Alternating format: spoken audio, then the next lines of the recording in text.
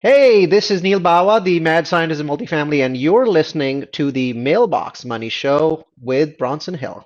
All right, welcome to the Mailbox Money Show. I am your host, Bronson Hill. I am here today, and of course, I'm here today, but I'm here today with a friend, Aaron Ameen, who's really done a lot of things. He works in the corporate world. He also is a hybrid real estate professional, which means he's doing real estate on the side. And his evolution as an investor has been really interesting to me because when I started, I was doing single family, and then I went up to do multifamily. Now we're not really doing as much in real estate right now. We're currently doing a lot of buying businesses and oil and gas and other types of projects. So, as an investor, I think there's really a case for saying, hey, where have I come from? Celebrating that, learning from those things, and continuing to grow and realizing that you may stay in the certain class or the real estate or the multifamily or whatever, or you may branch out and do other things. And so I just love when people are growing, they're applying themselves. And it's really, there's this famous quote about being the man in the arena, right? It's not the critic that counts, but it's the man who's actually in the arena, who's actually the one that is actually living he's actually playing the game. He's actually doing it. So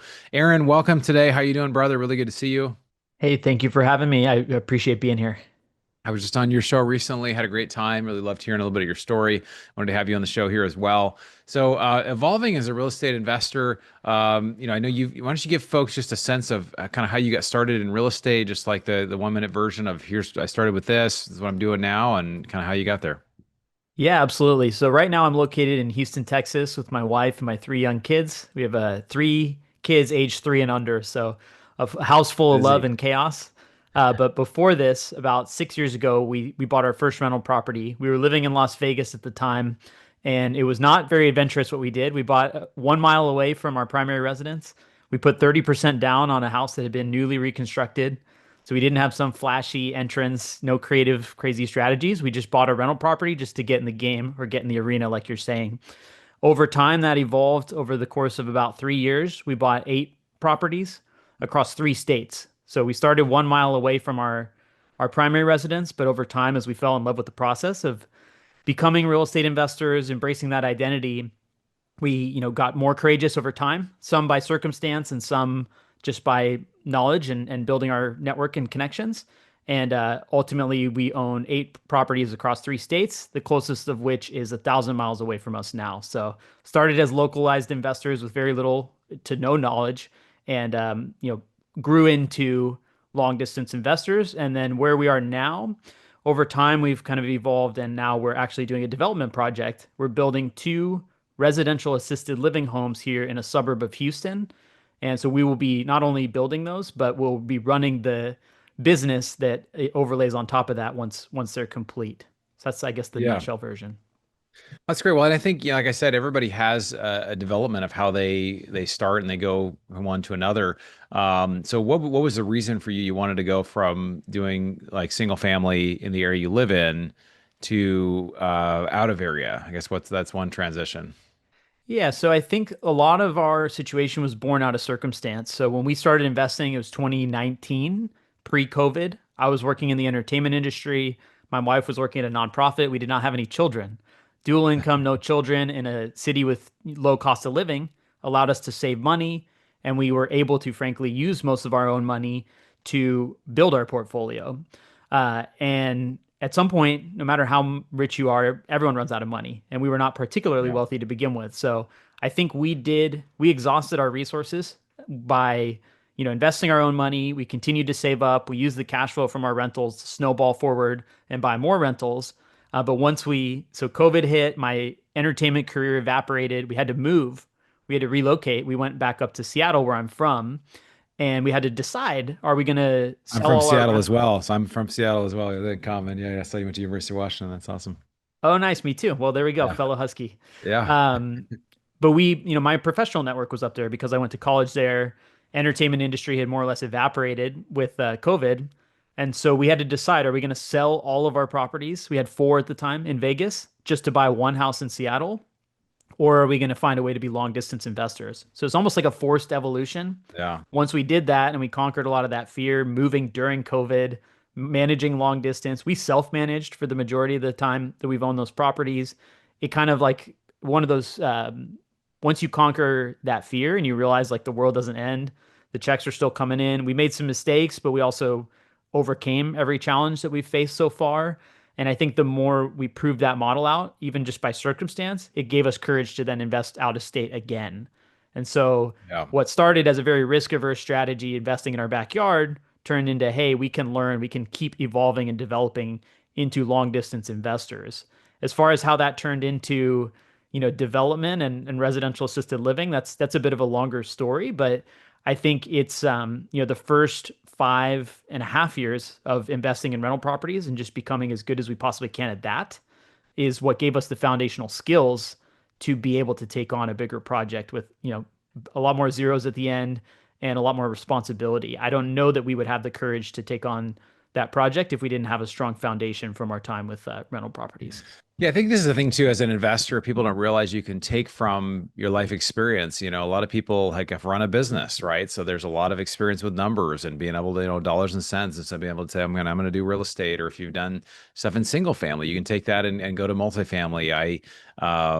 We started doing single family years ago, and then I realized it wasn't really getting meeting my goals as quickly as I wanted. And so I said, well, I'm going to do multifamily. And so we did 4 single family unit properties, and we went to a 225 unit property. It's like, well, how could you do that? It's like, well, I use other people's money and I didn't bring all the money, right? I brought some of the money and I partnered, and it was a way I could gain experience. So 2,500 multifamily units later, you learn a lot of things along the way. There's things we do the same, things we do different, and all sorts of different things.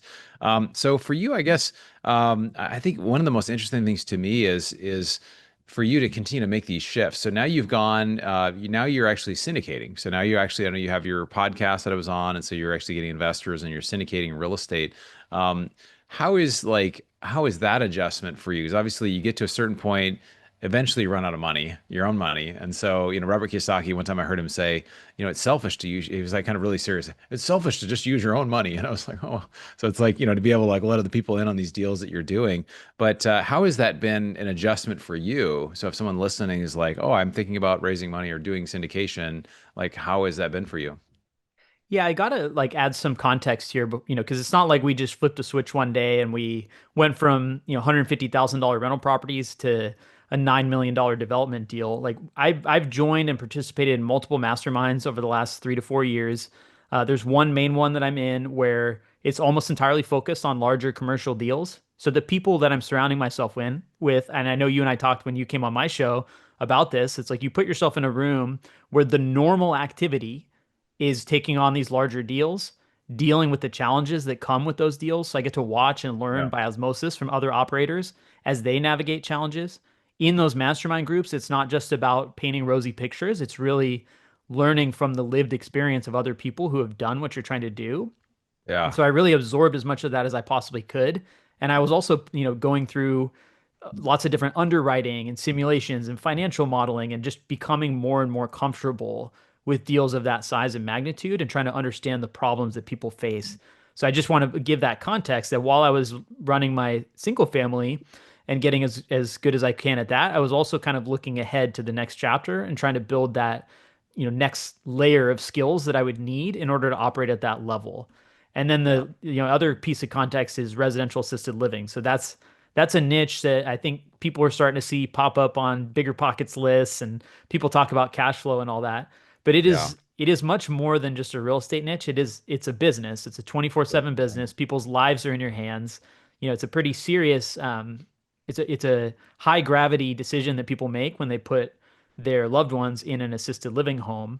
We had some exposure to that through 2 single family houses we owned in Las Vegas. Were actually leased to a company that provided assisted living. And Right. so we got this idea that, they were on 5-year commercial style triple net leases Okay. where they paid us rent every month. They covered almost all repairs except major maintenance and CapEx. And it was a great deal for us. It was the closest thing to mailbox money. I'm very reserved about using the P word passive when talking about Passive rental income, right, properties, right. but these were pretty close to that. And so that Mm. planted the idea in our head. And then as we got more and more involved, we joined a residential assisted living specific mastermind group and gamed out the business plan that we're essentially using now for this development project. Yeah, I love that. Well, I think there's a few themes there. One is that you were exposed to something that was like, oh, hey, this is interesting, and you're renting these out. They probably paid more in rent than other groups would pay. Like you said, it was an easier way to do it. They have maybe you or they had some extra insurance as well, but like, it's great. It's kind of like I like hotels, I think, for that reason. The challenge with some of the challenges, right? Like when you owned the land was different than you operating the business, right? You operating I mean, it's super high cash flow. You do the math, especially like where I live in California or you live in Texas, probably like most people are paying 5 to 10K a month or more. I mean, to live. And if you have got, five or eight people living there, that's a lot of cash every single month. But then someone's got to be there all the time. You got to have staff members around. You have somebody like day, night. You got to have medical. You got to have whatever else is needed, all the different functions for the house. You've got to have certifications. Like it's a lot, right? Absolutely. And I think, the other bit of context, right, is that we had 3 kids in 3 years during this process of building our portfolio. And I've had my W-2 all throughout. My wife took breaks each of the time we had children, and everything refactored, right? Our whole financial life more or less flipped upside down. The amount of money, the monthly burn rate that it takes to sustain a family of 5 is very different than 2 kids. We moved Yeah. out of Las Vegas, which is a cheaper city, to Washington State, which is much more expensive. So a lot of stuff changed like in the background in our personal lives that basically we built a portfolio that we're very proud of with our rental properties. And even net cash flow, net after all expenses, it was between $4,000 and $5,000 a month, which is healthy, but it wasn't enough to sustain what we Yeah. needed for our household anymore. And so we really asked ourselves some difficult questions about like, what do we want the next 10, 15, 20 years of our lives to look like from a lifestyle perspective, from a financial perspective, and all that. And kind of came to the conclusion that we had to do something different. So even though we had built this nice steady stream of income and a good stabilized portfolio, we like the houses that we have. We decided to even cycle out of some of those and pursue this bigger project that it also has a degree of impact, right? It's senior care, memory care specifically. There's a huge supply demand mismatch. So we felt like we were able to refactor our personal lives and our personal goals, find a strategy that we could feel really good about sinking our teeth into over the next 10 to 20 years and solve multiple problems at once. And I think you also said this, right? You're able to then open that opportunity up to other investors so that, we're engineering a lot of upside for ourselves, but we can also bring other people on board to participate in that. And we love everything about that. Yeah, yeah, no, it's definitely an evolution and everything sounds crazy until you do it. I remember like we've raised almost $50 million now the last 6 years. It's like, oh my gosh, like so much amazing things have happened. There's been definitely challenges along the way, but it really is an interesting, like you have to kind of become a different person because I realized I couldn't grow how I wanted. I couldn't leave my corporate job. It was one of my goals was to leave. I couldn't leave several years ago until I had done that, until I found a way to kind of cover my living expenses or cover my income. And so I guess for you, you're finding a way to do that through syndication. What would you say to someone who's like, yeah, I know I want it. We talk about firing yourself, and the book behind me here, firing yourself. A lot of it has to do with cash flow, and a lot of people that are doing single family, it's the same problem that you're sharing. It doesn't get you. It's not enough gas in the tank to get you where you need to go. So the logical conclusion is, okay, I need to use other people's money. What would you tell someone who's kind of like, yeah, I know I probably should do that, but I don't quite know how, or like, could I even pull that off? Like, could I even do that? Yeah, I mean, I think there's two directions I'll take that. One is like know your end game, know your outcome. If you don't have an expensive household or live in a high cost of living area and you've got really good control over your monthly expenses and the lifestyle that you want for yourself, you can be happy with, five, six, $7,000 a month, then maybe that same portfolio that we built would be just fine for you, right? But Yeah. our circumstances and the lifestyle that we know we want and the things we know we want to be able to do with our family change that math for us. So I do think like really understanding where you, listener, specifically want to Mm, go is going to drive the types of strategies that you end up pursuing. And the second, as far as like whether, how would they go about doing it or are they even capable? I think it's kind of, the strategy I used was putting myself in those rooms where people are doing it, and that's the normal behavior. If you put yeah. yourself in a room where people are doing big deals and they're raising capital, they're overcoming their fears, they're sharing wisdom, they're sharing vulnerabilities and challenges that they've had, not just the wins. That's the kind Mhm. of room you want to be in because then when you do decide to take that bigger risk or that bigger challenge, you've already been learning from others and you're in the right room where when you hit a roadblock or a Yeah, yeah, challenge, support. you're capable of getting past it and not giving up. Because I do think, I mean, even in the limited time that we've been scoping and working on this project, there have been some very challenging moments. And I can see without the support network or without the exposure to the other people that have done it, moments Yeah. where I might have given up. So I really believe in the network and the power of those groups. Yeah, it really is amazing. I mean, the idea of having mentors, it doesn't have to be a paid mentor, but just being able to have someone that you can send an email, pick up the phone, call them, hey, I've got this problem. And because there's problems that you don't even know what questions to ask. You don't even know what's going to happen, right? So being in a room that someone can kind of walk you through that is so valuable. An investor, I mean, when I first started doing this, I've done over 2,500 calls now with high net worth investors. And when I first started doing this, it was like, oh, I don't really know the answer to that. Let me get back to you. And so I have to like do that a lot because I just didn't know. And after a while, it's kind of like, oh, okay, I think I kind of know how to do this. But in the beginning, I think people will respect you if you ask for help, both the mentor as well as somebody who is a potential investor. We don't think we should try to fake that, oh, we just know it. You say, oh, well, that's a great question. Let me get back to you.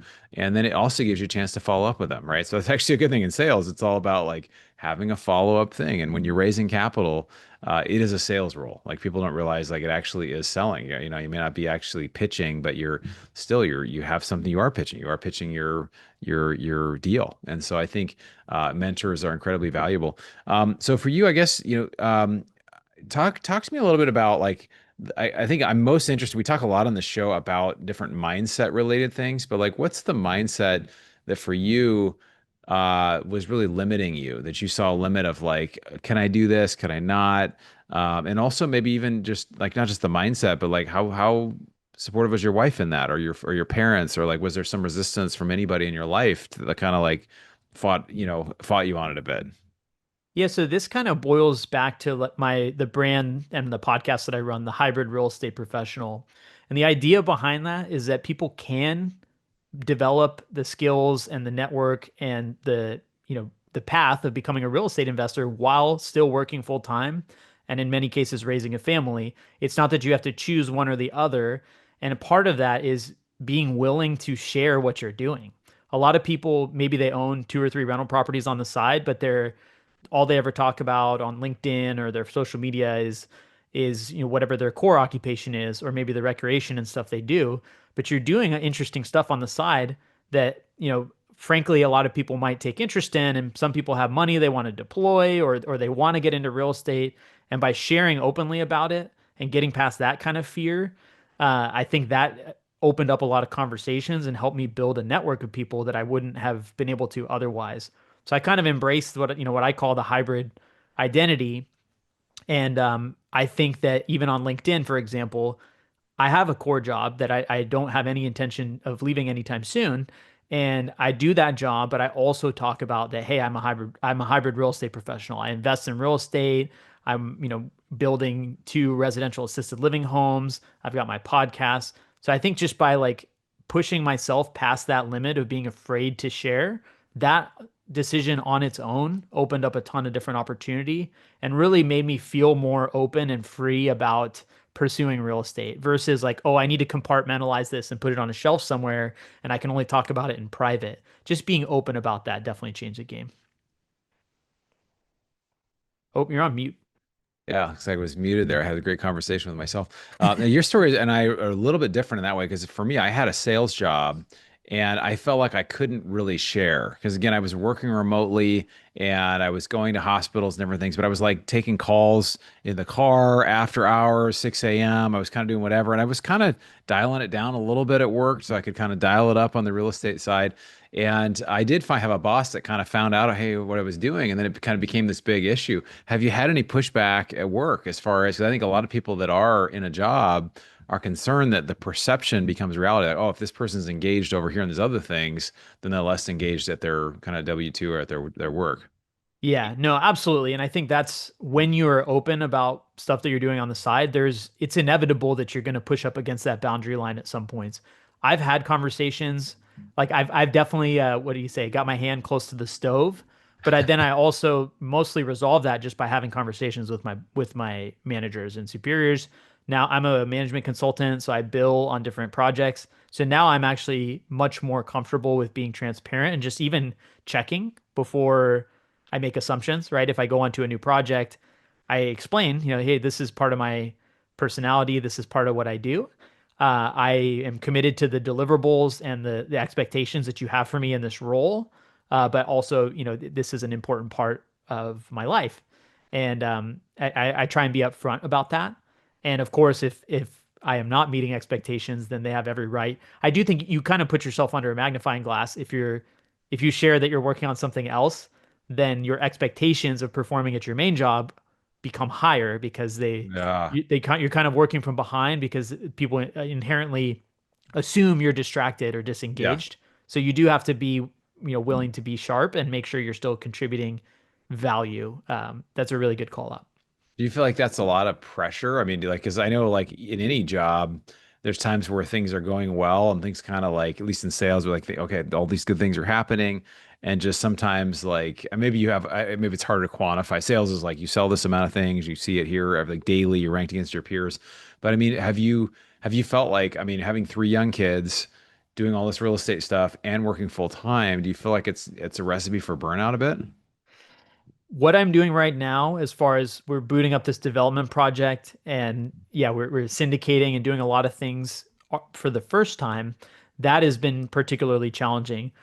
Buying rental properties and operating them, even from afar, I believe is truly manageable. So if you 6, 7 months ago, if you asked me that same question, part of like, so I do some coaching for real estate investors and I help people kind of replicate a similar playbook to what we did, which is work full time, be able to, build the foundational skills, but then have systems in place to be able to do it without taking over your life.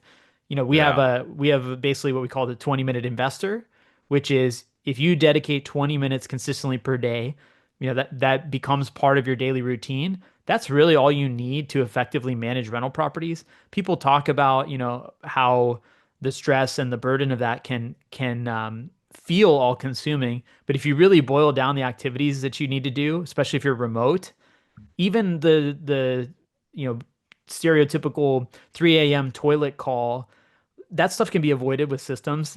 Yeah. And when you do have a quote unquote emergency, the actual time that it takes to get on the phone with a vendor or like dispatch somebody out to the property, it's not like that takes 4 or 5 hours out of your time. It's usually a series of phone calls and text messages, whatever it is. So the Yeah. actual amount of time is really not as much as people think. And if you can boil it down and just be consistent, like don't only think about your rental properties once a month or once every 2 months, think about them consistently, Yeah. square up your books regularly and just like put the right people in place. I think it is manageable. And, we've proven that in our own lives. And, I think if people actually treat it like a business and not an afterthought, then it shouldn't take over your life. Yeah, no, I think it is. You can prioritize. You can get really good. I know a guy in one of my business entrepreneur groups that I'm in runs a business, has a full-time gig where he's high up in a bank and makes, close to $500,000 a year.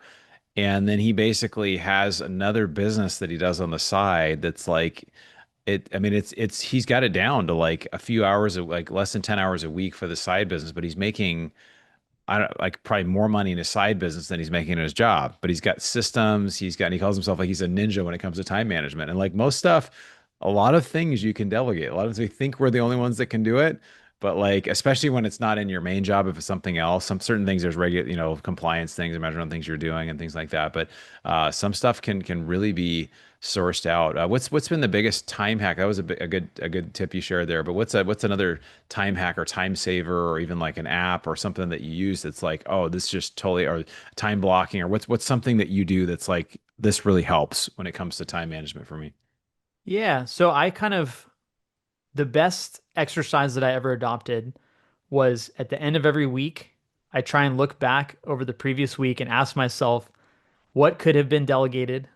What could Mm, have been automated? And what could I just have not done entirely?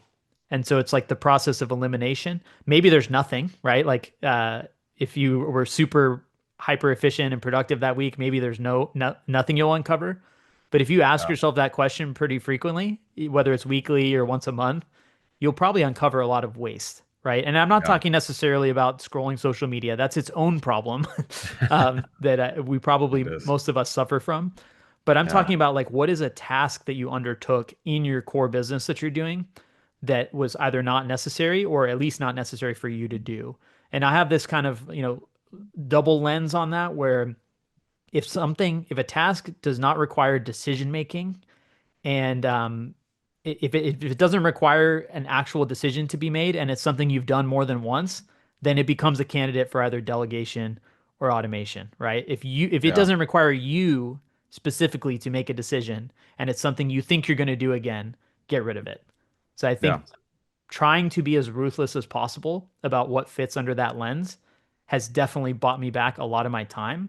And then also not being too stingy with like I have a VA that helps Okay, I with was a gonna lot ask of you got a that. VA. Yes, you got a Yeah, a VA. lot It of that helps. admin And that stuff. helps a lot because once you Yeah. like, I realized in the beginning when I did this, I think this is good. It's been a few years for me, but like when I first started, it was like it was challenging to learn a lot of these. Like we use Active Campaign, which is internet marketing. Some people use HubSpot. HubSpot, I don't know if what you use, but it was just challenging to learn all these automations and setting things up. Whatever. It took me a while. But what like a person I used to work with said, well, if I learn something how to do it, if I learn how to do something, I can teach it, right? And that's just awesome because then you basically do it one time, and then you teach it, and then you never have to do it again. Hopefully, some things come out, at least you can step in. But it's so great because then what happens now, several years later, my staff is like taking it and they're evolving on top of like levels on top of what I just set up, in the beginning, right? I'm not a huge tech guy, but like I embraced it because I knew I had to get it so I could teach it to someone else. And then, yeah, I mean, $8 an hour, 8.50 an hour. That's, more than triple the average wage of the Philippines. It's 3 or 4 times. And so people are very happy to have the work. Absolutely. And I think, the VAs that I use are fractional. So instead of having to Yeah. hire somebody where you have to guarantee them 20 hours a week or 40 hours a week, they bill for whatever I use them for. So if all I need them to do is take one email that I send them per week and, store some files in my Dropbox and then send me a recap email, they'll charge Yeah. me $2, right? Or whatever the amount of time that Yeah. is. Wow. And so I can kind of use them as needed based on the tasks available. So I've identified a lot of repeatable stuff that they help me with, but I also can activate them for ad hoc stuff as it comes up. If we sell a house and we need to go shut off utilities and like do some closeout work, I can delegate as much of that as possible, whatever doesn't require my signature or a Yeah. decision. And so I think again, just being, I don't know if ruthless is the right word, but trying to be honest about like what can I get away from my plate and not being stingy, right? Like I'm sure I could save that 60 or $100 a month on the VA, but then I would be reabsorbing all that work, which is time I have to borrow from my employer, which is not an option, or my family, which is not something I'm willing to do. Yeah, yeah, exactly. If you've read the book Buy Back Your Time by Dan Martell, it talks about this. He calls it the camcorder method, where you're basically, it's like someone sitting over your shoulder recording everything you're doing. And what you can do is there's programs like Loom is one, where you just create a short video, create a 2-minute video, 3-minute video on whatever the process is. Here, I'm doing this, I'm clicking on here, I'm moving this over here, I'm writing this in here. And so we just have a series of Loom videos that we're able to create for each other, and it's awesome, right? And then people can take it and they can run with it. So I've got two full-time. I've got an executive assistant in the Philippines. I've got one that's a kind of a social media marketing, and a lot of people are like, "Oh my gosh, that's so. How do you do all this stuff? How do you?" And it's like, well, I don't. It's like Yeah. we record this episode and then it goes off and somebody else does something else with it, and we have a team that does that. And so the amazing thing is, especially when you have money in your job, it can be really valuable to invest and put money into what you're building next, which is your personal brand, which I think is really valuable. So that's awesome, man. Well, what else have we missed when it comes to really evolving as a real estate investor and kind of really stepping out and doing this? Is there anything that's kind of coming up for you as we're talking about this? Yeah, I think just being conscious, like I've come to really embrace this idea that life is not linear.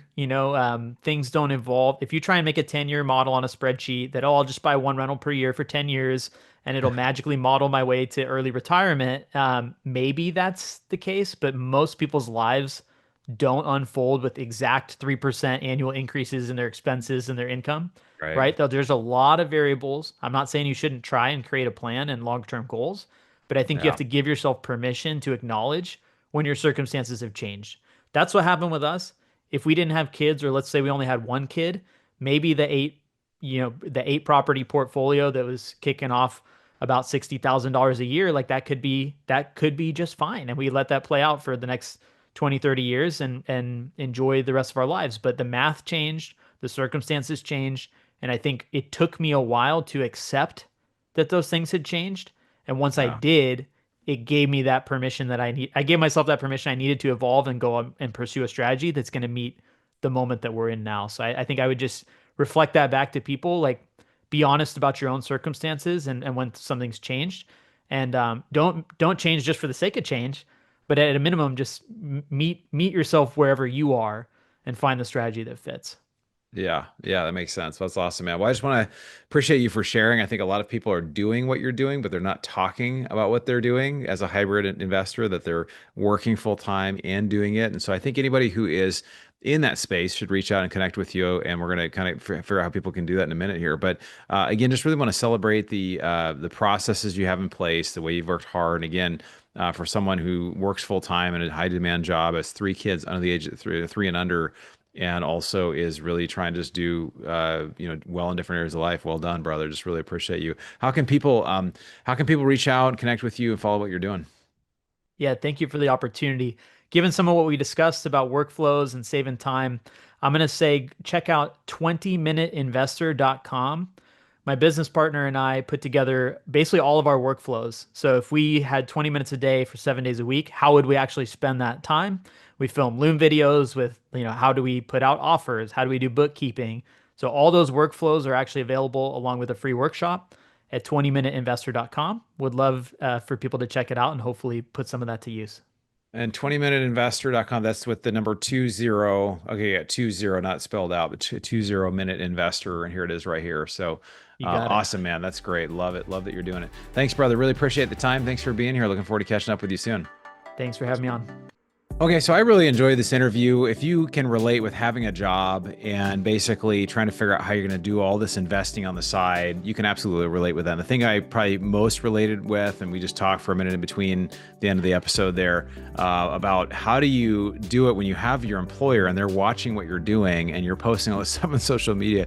It's either got to be a special relationship with your employer, or they got to really like what you're doing. They got to believe in your work. And if you tell them, hey, this is just outside of work time, I have people helping me with this. This is kind of a separate project. And sometimes I've seen people very high up in organizations be able to do this. They're at C-suite level things, or they're operating in a very high functioning job, but they have things on the side where they're doing this, have people in place. And so a lot of it's just communicating expectations, and obviously navigating that can be a little tricky depending on your relationship with your boss. So I'd love for you to share this, the hybrid real estate investor. Love to know what you got out of it. If you haven't checked out our investment club, we have opportunities to invest, and you're not hearing about the deals that we're doing. And we're primarily doing stuff outside of real estate. We're doing, buying private businesses. We're doing oil and gas deals. We're doing debt funds within real estate, but on the debt side and not the equity side, that are consistent cash flow. All these are cash flow investments, which really is the thing that really is hard to find within real estate. So if you're looking for cash flow, looking to fire yourself, you can check that out. The link below, go to bronsonegby.com. We'll start a relationship with you, and we'll look forward to seeing you on the next episode of the Mailbox Money Show. You've been listening to the Mailbox Money Podcast. For more free resources, articles, and videos, go to bronsonequity.com. There you can download your copy of the special report, The Single Best Investment Strategy During and After a Pandemic. None of the information shared here is an offer to buy a specific investment, and this is for educational purposes only. Consult your financial, legal, and tax professionals and use your own common sense before making any investment decisions. Thanks for joining us, and be sure to tune in next time for more Mailbox Money.